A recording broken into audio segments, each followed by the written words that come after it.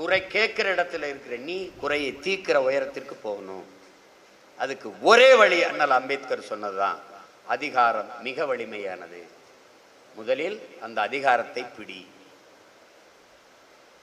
அதை அடைவதற்கு என்னென்ன வழிகள் இருக்கோ அவ்வளவையும் நீ செய்யணும். அதுக்கு ஒரே வழிதான் இருக்கு, படையை பெருக்கு.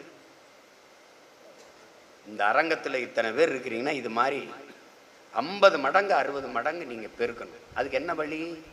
ஒருவர் இருவர் ஆகணும், இருவர் மூவர் ஆகணும். இப்ப ஒருவர் 10ஆவும் 10 100ஆவும் பகைவர் நடுங்கும் படையாகும். நேற்று சொல்ல 2010 கட்சி தொடங்கும் போது நான் சொன்னது.